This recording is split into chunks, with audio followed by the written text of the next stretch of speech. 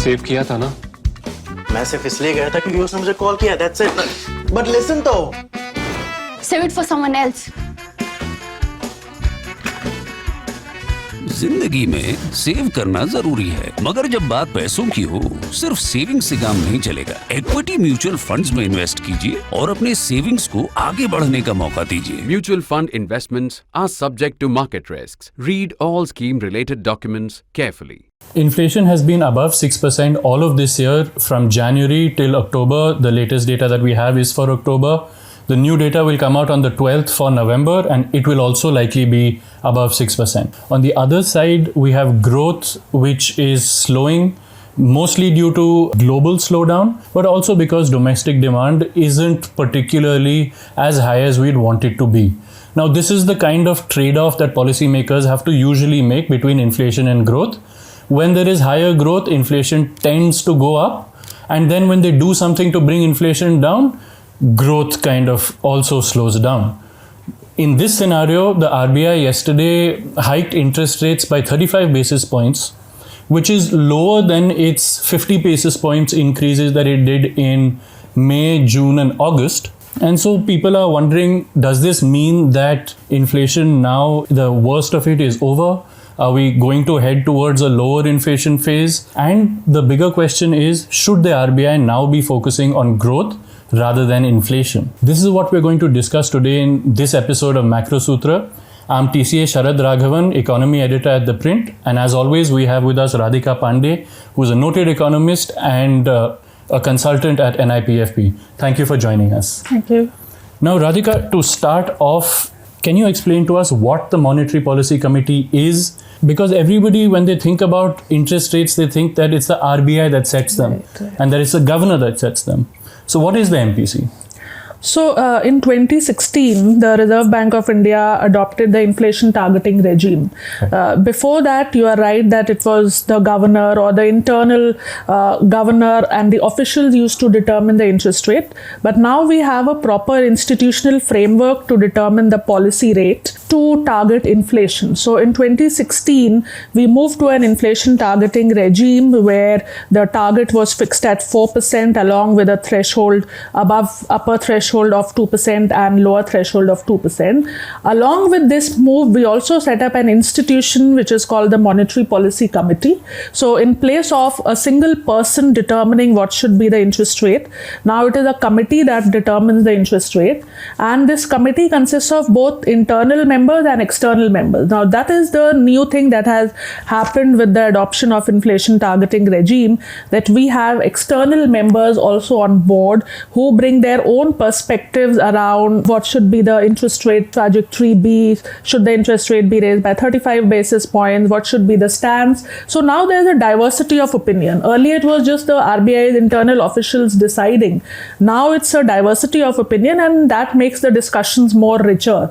Even now, you saw yesterday when the policy was announced, we saw that there was a dissent. For example, one of the members dissented.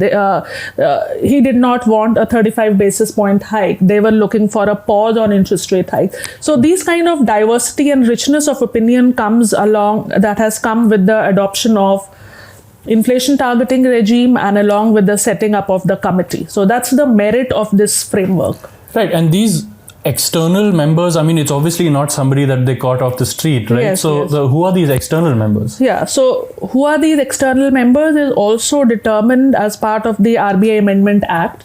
There is entire legal framework around what is the eligibility criteria of the external members, what is the tenure of these external members, what are they supposed to do, what is their code of conduct. There are some rules and regulations around them. So it's all now, it's all coded in what is termed as the RBI Act. So RBI Act is there, and we have RBI Act was amended in 2016 to bring in all this framework and to operationalize all this framework. So they have to be economists in their noted fields. There is a particular tenure for which they are appointed, and afterwards they are there is another appointment process takes place for, like earlier we had Professor Chetan Ghate as one of the members. Now we have Professor Verma. The external members keep changing after the end of their tenure.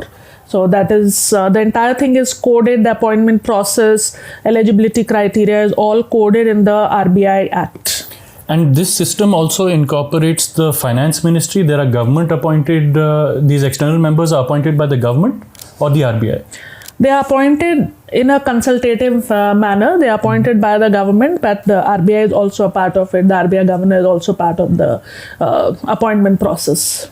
Okay, and just to now understand the role of the governor in the process, the governor has a veto over the decision of the Monetary Policy Committee, or is it only in case that there's a tie in votes? Yeah, so it is actually if there's an equality of votes, then the governor has a casting vote. So that is what the framework provides for.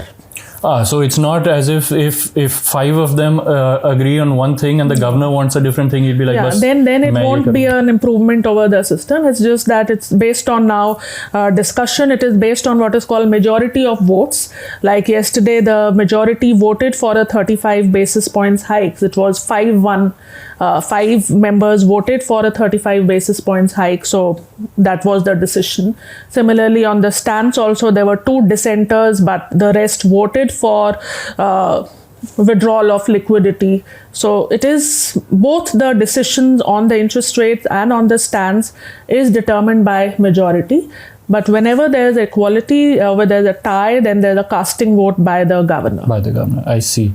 And so now we've mentioned this 35 basis points hike quite a lot already. So what exactly is the repo rate? How does it affect people? Yeah, so repo rate is the rate at which the RBI lends to commercial banks. So if RBI raises the rate at which it is lending to commercial banks, then in terms of having a proper transmission, what is called the monetary policy transmission, the banks would also then raise rates, their lending rates, which is what is happening, because most of the lending rates currently, at least 50% of the lending is currently linked to the benchmark rate, which is the repo rate, and therefore the lending rates also start to rise. So this is how it is intended to be, that whenever the policy rate, which is the repo rate through which RBI lends to the commercial banks, it is raised, then the other rates also follow suit. The other lending rates by commercial banks also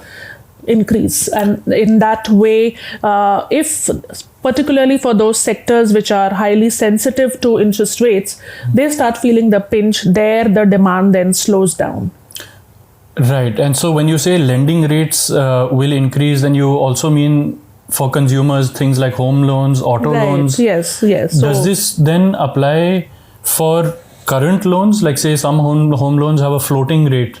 So I'm guessing it will apply there as well? Yes. And also, of course, with new loans. Right. It will apply to the fresh loans and also loans which are benchmarked. They are called MCLR, marginal cost of lending rates. So where they are benchmarked to the repo rate, those are immediately impacted when the policy repo rate is raised.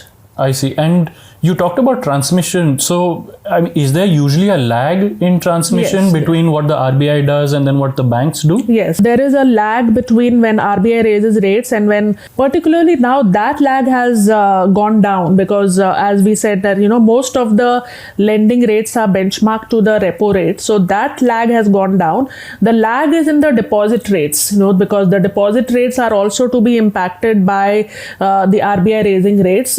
The banks do not raise the deposit rates in tandem, because that will start impacting their earning. They do not raise the deposit rates in tandem. So that takes time, but the lending rates particularly, which are benchmarked to the policy rate, they are raised immediately. So we are now expecting another round of increase in rates. But what happens is, whether the demand immediately falls or not, there are some people who are okay with a 35 basis points rate hike because the demand is very strong. So that also depends on the state of the economy. What is the state of the economy? Is the demand very sensitive to interest rate, or if there is sustained rise in interest rates, then demand is impacted.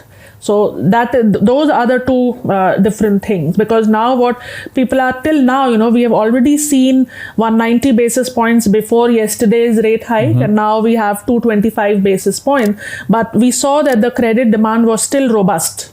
it is still, the latest data shows 17% growth in outstanding bank credit, which means that even after interest rate hikes, the credit demand has been going strong because there is more demand, because the demand is rising, and they are okay with increasing interest rates. Some of the sectors may be impacted, but overall we have not seen till now a major dent on the credit demand due to the increase in the policy rate. Right. So then this then brings me to the next question, which is that they've done 35 basis points, and this is on top of, before this, as you mentioned, there were 3 successive 150 basis points hikes. Does 35 basis points, which is less than that, mean that the worst of inflation is behind us and that they're looking forward, they are going easy on inflation? Is that the sense you got from what the RBI governor said? So that is what the governor said, that, and he reiterated that this point is to be noted, that the worst of inflation is behind us, because as in October, inflation number came in at 6.7%, which is lower than the 7.4% we saw in September. So there has been a moderation in inflation, but the point to be noted is that the structure and the nature of inflation has changed, and therefore there is a need for a constant watch and vigil on inflation. So those are the 2 things that the governor mentioned. Firstly, that yes, worst of inflation is behind us. We have already peaked. We have seen the peak of inflation, but there is no room for complacency because future is uncertain. There could be another round of global uncertainty. So, and still inflation is above the 6% target. It is even above the upper threshold. The target is 4%, but it's even above that threshold. So we cannot loosen the grip on inflation, and therefore monetary tightening is likely to continue. So that is the key message that Governor Das made. If I remember right, he mentioned that inflation will remain above 4% at least for 12 months. Yes, right? He, in fact, in the projections, what we see for the current quarter, the October-December quarter, the projection is 6.6%. Next quarter, which is Jan to March of 2023, it is 5.9%. In the first quarter of the next financial year, inflation is projected at 5%, and then again it is projected at 5.4%. So yes, 4% inflation is not even remotely in sight, and therefore monetary tightening is likely. What will happen is that there may be another round of tightening, and after that they may pause a bit. But easing is no longer currently, and in the immediate to short term, we cannot see easing on the cards. And by easing, you mean a lowering of the rates. Yes, yeah, yes. Right. And now, this is a slightly technical question, so bear with me. But inflation right now seems to be driven by a rise in input costs, right, rather than a pull from demand, where there's so much demand that prices are going up. Rather, what's happening is that the input prices are going up, and so inflation is going up. Do interest rate hikes then affect inflation all that much if it's driven by input prices rather than demand? So again, going back to what the governor pointed out, that the core inflation is a major problem. What he said was that food inflation is going down, but the core inflation is a problem. And there, one of the reasons he pointed out for the persistence in core inflation is the input cost pressure being passed on by producers to consumers. So what is happening is that overall now input prices are going down. Chemical prices, vegetable oil prices, metal prices, all these are typically the inputs that are used in the manufacturing process. So now these prices are going down. We are seeing easing of commodity prices, but these decline in input costs are not being passed on by producers to consumers because they have borne the brunt. Now they are transmitting the impact of input cost pressures to the final consumers, and they are successful in doing that because of resurgence in demand. We are seeing that demand is picking up, that we saw through the GDP numbers that came out last week, where consumption expenditure is still strong. We are seeing revival in contact intensive services. So that is supported by urban demand. In fact, at least for the urban demand, we can say with certainty that urban demand is strong. So that is the reason that now producers are being able to pass on the input cost pressure that they had accumulated to final consumers. And that is what we are seeing in terms of the final inflation data.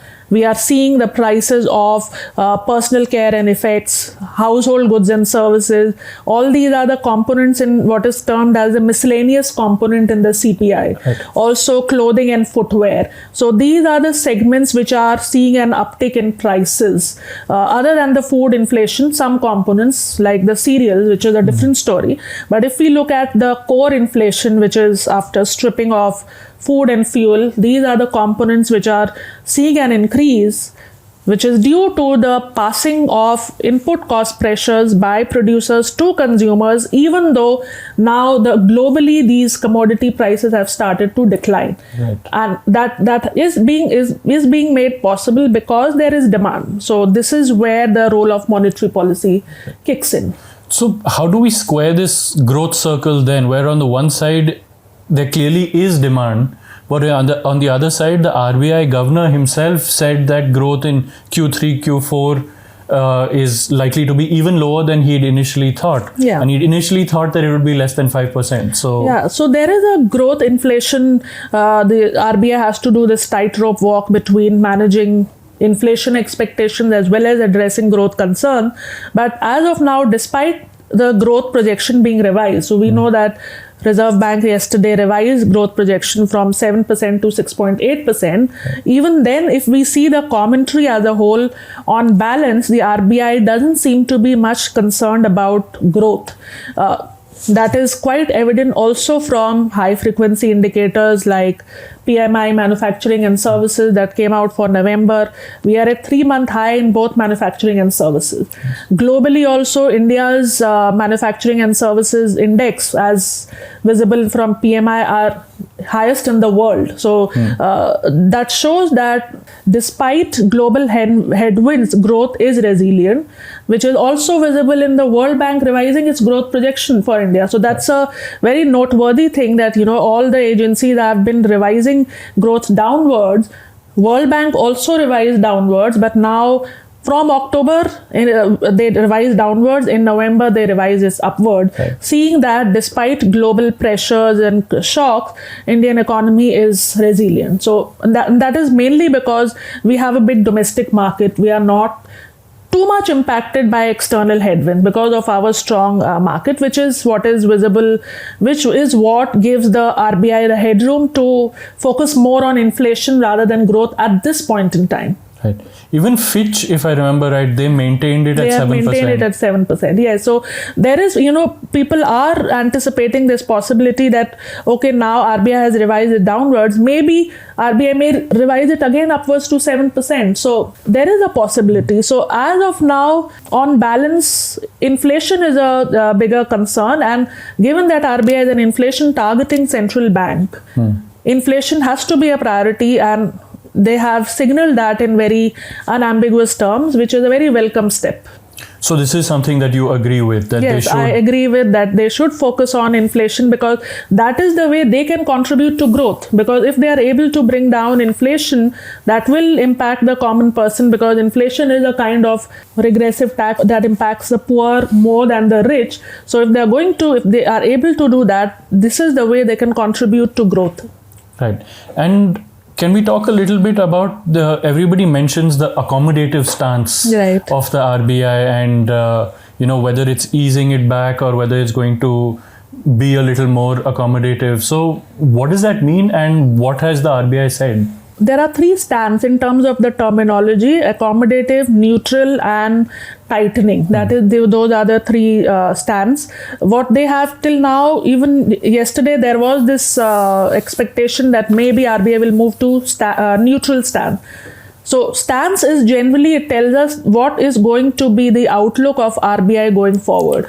So currently, if they say that they are going to focus on withdrawal of liquidity, they are going to maintain this stance, it means that the monetary policy tightening cycle is not yet over.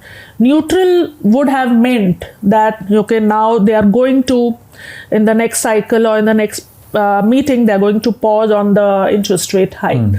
So stance in general terms is related with the liquidity conditions, and RBI wants to maintain slightly tight liquidity conditions, and that will ensure that, all these short-term interest rates like call rates, call money rate will remain closer to the upper end of the LAF corridor, will remain closer or slightly above the repo rate, which is what they would want, that interest rates would be slightly on the upper end. That will kind of protect the currency also. So that's what. So withdrawing accommodative stance means that they're looking at a slight tightening. Yes, they were looking at a slight tightening liquidity, which is what they yesterday said also, that banks should not depend on the RBI for injection of liquidity. They will go in for injection of liquidity only when they feel that there is a durable decline in liquidity and they have to do something about it. So currently they want to maintain a slightly tight conditions and keep the interest rates elevated, which also in a way going forward give kind of a soft support to the currency. So now let's look at some questions from the audience. We have a question from Sankalp, where he's also mentioning what we talked about, that there's global gloom and there's a slowdown coming. So he's saying that this may make RBI's role crucial because growth will primarily be from domestic sources, as you had mentioned.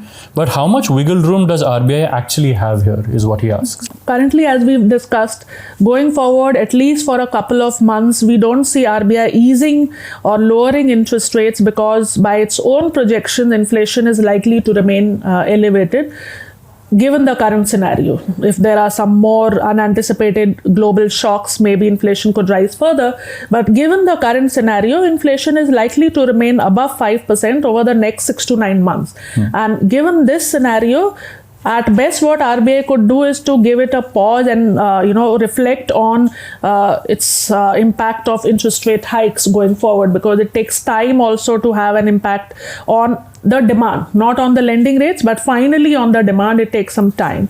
So, but going forward, reducing interest rate is not on the cards, at least for the next year or so. And that is going by the current conditions, it is fine because we see that growth impulses are strong because, as we mentioned, we are mostly domestic economy driven. And even if we know that the third and fourth quarter will see some slowing down because of the base effect normalization also happening. But even then, as we talked about in the last episode also, that if we are able to achieve somewhere around 6.5 to 6.8% growth, that will be a good number, a decent achievement in the current scenario. So we have to lower our expectations also and not think of attaining an 8 to 9% growth. Right, especially at a time when the globe is slowing down, we can't be an outlier. Because there would be impact of global headwinds despite our big market. So there has to be some slowdown and our growth numbers have to be calibrated taking into account the external conditions. But in short, our growth is reasonably robust, and so the RBI does have some headroom to focus more on inflation as of now, because that is the main cause of concern. A persistent inflation is something that is a cause of concern. If we have just 1 or 2 months of high inflation, that is fine, but a persistent plus 6% inflation for more than a year, that is something that needs to be addressed, and that is what the RBI very clearly stated in its commentary. That's something that all of us can actually relate to. I mean, inflation constantly eats into incomes. So if your income level remains the same, but inflation is rising at 6%, then that really hurts. So our next question is from Deep Malya. He's saying, how long do you think 6 to 9% will be the GDP of every quarter? The RBI governor seems to point that this will be the margin of GDP for a few quarters now. But that's not exactly the case, right? Like it's 6 6.8% for the year. Yeah, For the quarter, it's a lot less. Yeah, right? so 6.8% is for the current financial year, which ends on 31st March. And for each quarter, they have given their projection. And the second quarter growth is, I think, 4.4 and 4.6%. Around 4% for both the quarters on an average. So that is where we are on the growth numbers. And the previous discussion where we talked about what are the pain points, those are the things that need to be focused on. The contraction in the manufacturing sector, that needs to be focused on. But from the RBI's point of view, I think the bigger concern is inflation, and that needs to be addressed. On the growth side, the contraction in manufacturing and mining, those need to be seen. What kind of, in budget, what can we do to address these kind of slowdown, whether there's a need for some more kind of production linked incentive scheme for some sectors, whether they're effective or not. So that is another round, another kind of discussion on growth. Right. So what's going to happen in the budget is something that we, of course, will take up in one of the upcoming episodes of Macro Sutra. But right now, what we have is that inflation, the worst seems to be over, but it's still going to be quite high. It's going to be a pain point. The RBI is focused on it. Growth seems to be quite robust, and so the RBI can actually focus on inflation rather than growth. And that seems to be what the consensus is right now. Thank you for joining us. I'm TCA Sharad Raghavan, Economy Editor at ThePrint, and this is Radhika Pandey, and this was your episode of Macro Sutra.